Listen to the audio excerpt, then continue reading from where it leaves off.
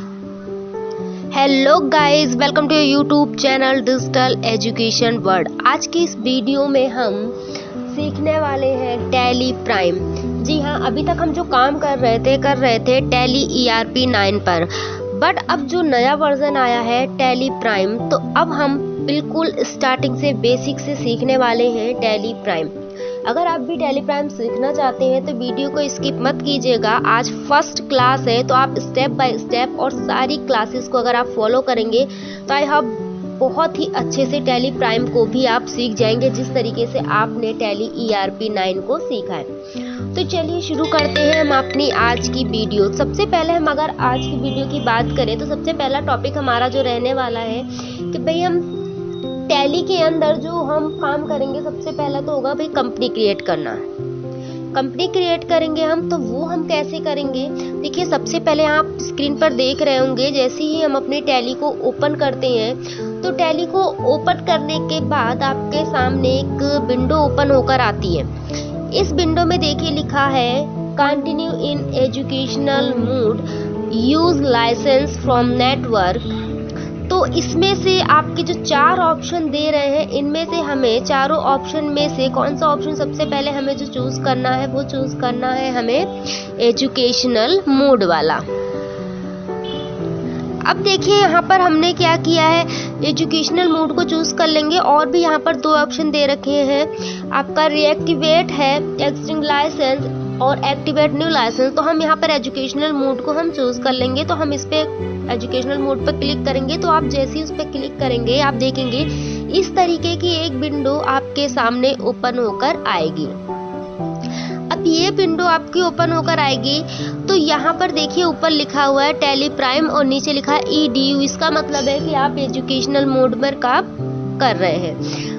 तो कुछ काम आपका देखिए यहाँ पर स्टार्टिंग का, आपको पहली बार अगर आप इस पे काम कर रहे हैं तो थोड़ा सा जरूर ऑकवर्ड लगेगा, बट आप जब स्टेप बाय स्टेप सारी चीजें सीखेंगे तो बहुत ही क्लियरली आपको सारी चीजें समझ में आने वाली है। तो इसमें सबसे पहले बात कर लेते हैं हम कंपनी को कैसे बनाते हैं। तो कंपनी को बनाने के लिए आपको क्या करना है, अल्ट देखिए यहाँ पर दिया है के, और के ऊपर दिया है कंपनी, और इसके नीचे के जस्ट नीचे देखिए एक छोटी सी लाइन यहाँ पर है। इसकी लाइनिंग का मतलब है कि जिस भी लेटर के नीचे सिंगल लाइनिंग आप देख रहे हैं ना, जैसे Y है, Z है, तो इसको अल्ट के साथ, इसका मतलब होता है कि इसको हमें अल्ट के साथ प्रेस करना है।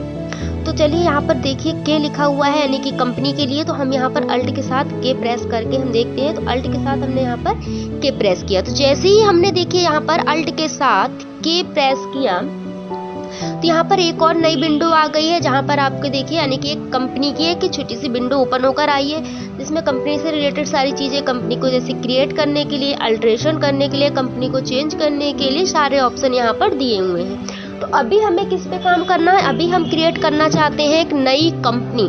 तो नई कंपनी को बनाने के लिए हमें भाई सिंपली क्रिएट पर क्लिक करना है। तो हमने यहाँ पर क्रिएट ऑप्शन पर क्लिक किया, यहाँ पर सिंपली एंटर प्रेस कर दिया। अब जैसे ही एंटर प्रेस करेंगे तो यहाँ पर देखिए आपकी एक और विंडो ओपन होकर आ गई है कंपनी क्रिएशन की, यानी कि कंपनी को बनाने के लिए एक नई विंडो आ गई, जहाँ पर हम कंपनी से रिलेटेड इन्फॉर्मेशन को फिलअप करेंगे। तो सबसे पहले देखिए यहाँ पर ऊपर दिया हुआ है कंपनी डेटा पाथ। तो इसमें हमें कोई भी चेंजिंग नहीं करनी है। जो कंपनी का डेटा है जो आप बनाते हैं वो कहाँ पर आपका सेव होता है, मतलब C ड्राइव में यूजर फोल्डर के अंदर आपका पब्लिक नाम का एक फोल्डर है वहाँ पर, और टैली ERP यानी कि जो कि आपके जो टैली ERP 9 का डेटा है वो जाके C ड्राइव में सिंपली सेव होता है यूजर नाम के फोल्डर के अंदर।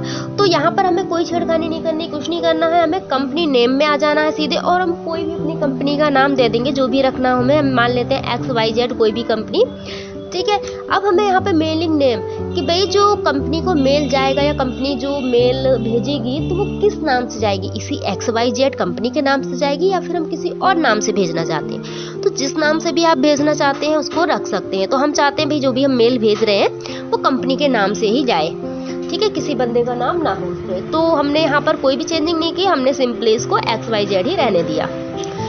अब बढ़ते हैं आगे हम नेक्स्ट स्टेप पे। तो आगे हम जैसे एंटर प्रेस करेंगे हमसे पूछेगा एड्रेस भी, कहाँ का एड्रेस है, किस जगह की कंपनी है। तो हमें अपनी कंपनी का एड्रेस देना है। जो भी कंपनी हो आपकी, जहाँ की भी हो, आप वहाँ का एड्रेस यहाँ पे फिलअप कर सकते हैं।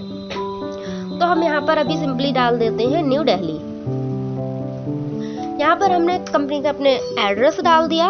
अभी और कोई इन्फॉर्मेशन कंपनी की जितनी भी फुल डिटेल हो, जहाँ भी आप कंपनी में काम कर रहे होंगे, पूरी वहाँ पे इन्फॉर्मेशन आपको दी जाएगी, उसी के अकॉर्डिंग आप फिलअप करेंगे। अभी हम एजुकेशनल मोड पे सिंपली कंपनी बनाना सीख रहे हैं, तो हम ज़्यादा कुछ यहाँ पे नहीं करने वाले हैं। जितनी इन्फॉर्मेशन की हमें ज़रूरत है, हम सिर्फ उतना इन्फॉर्मेशन को यहाँ फिलअप करने वाले हैं। इसके आगे आ जाते हैं हम। तो यहाँ पर हमें देखिए क्या है, कुछ नहीं करना, इसको नॉट एप्लीकेबल ही रहने दीजिए। और इसके आगे आते हैं कंट्री, भाई किस देश की है, इंडिया की है, यूके की है, आपका यूएई की है, जहाँ की भी हो वहाँ की आप कंपनी। तो हम इंडिया के हैं, तो इंडिया हम यहाँ पर सिंपली यहाँ पर देखिए, जैसे ही आप IN टाइप करते हैं तो यहाँ पर लिस्ट ऑफ कंट्रीज आ जाएगी वहाँ पर, और लिस्ट ऑफ कंट्रीज में भी जो भी आपको चूज करना हो चूज कर सकते हैं। तो हमने यहाँ पर इंडिया को ले लिया और एंटर प्रेस किया। अब यहाँ का हमें पिन कोड डालने के लिए पूछ रहा है, आप यहाँ पे पिन कोड अपना डाल दीजिएगा, टेलीफोन नंबर डाल दीजिएगा और आगे बढ़ते हैं। आगे पूछ रहा है यहाँ पर मोबाइल नंबर, तो कंपनी का जो भी मोबाइल नंबर हो जो आप चाहते हैं कि भाई उस मोबाइल नंबर पे जिसपे कंपनी को कोई भी इंफॉर्मेशन हो तो कनेक्ट कर पाए कोई भी बंदा, तो आप यहाँ पर वो मोबाइल नंबर दे सकते हैं। ठीक है, तो यहाँ पर आगे फैक्स नंबर, जो भी कंपनी का फैक्स वहाँ पर होगा, फैक्स है वो आप डाल देंगे। आगे ईमेल एड्रेस, जो भी कंपनी का ईमेल एड्रेस होगा। यहाँ पर एक चीज ध्यान रखिए, अपनी पर्सनल डिटेल यहाँ पे फिलअप नहीं करनी है, नहीं तो आप यहाँ पे अपना personal mobile number, email address, website, ये सारी चीजें फिलअप करें। यहाँ पे नहीं, हम कंपनी बना रहे हैं तो जिस कंपनी में हम काम करेंगे, जिसके लिए काम करेंगे, हम उसकी यहाँ पे डिटेल फिलअप करेंगे। तो हमने सारी चीजें यहाँ पर जो भी हमें रिक्वायरमेंट है वो हम यहाँ पर फिलअप कर ले रहे हैं।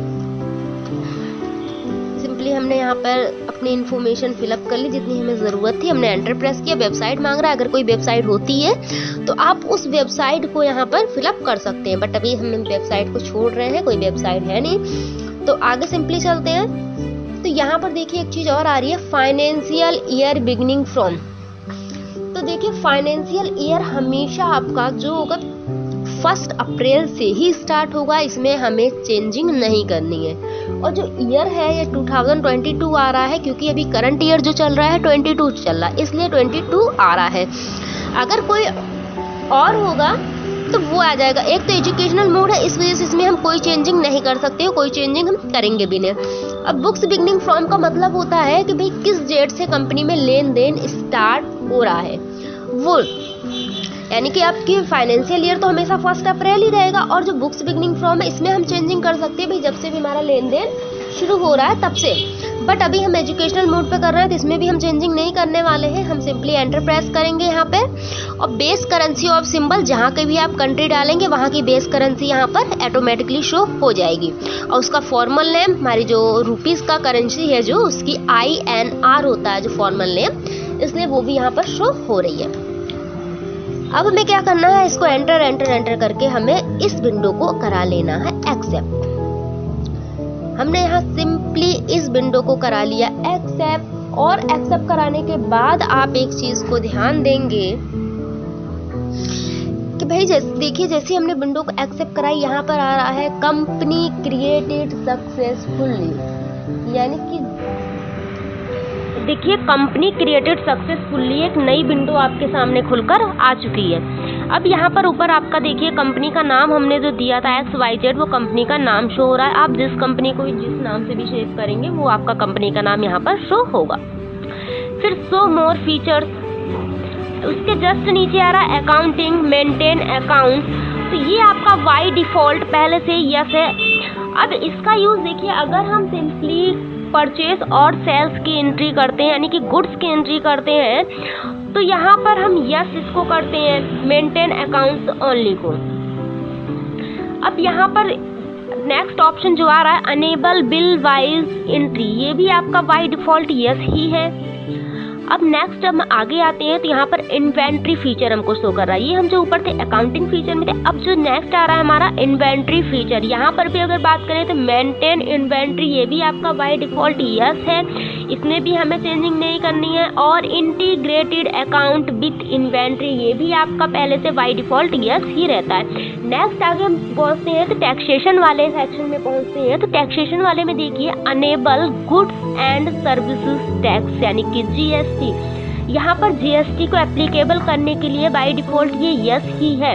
बट आप जब फर्स्ट टाइम काम कर रहे हैं टैली में, तो हम सिंपल मोड में करने वाले हैं। तो हम यहाँ पर जो भी GST है ना, हम इसको नो रखेंगे। तो GST को हमने यहाँ पर नो कर दिया और सिंपली एंटर प्रेस किया। अब नेक्स्ट स्टेप में पूछ रहा है enable tax deducting at source यानी कि TDS। तो TDS को भी हमें यस नहीं करना है, TDS को हमें नो ही रहने देना है, क्योंकि अभी हमें सिंपल एंट्री करना ही सीखने, सिंपल अभी हम कंपनी बनाना सीख रहे हैं, फिर उसके बाद हम लेजर पर क्रिएट करना हम सीखेंगे।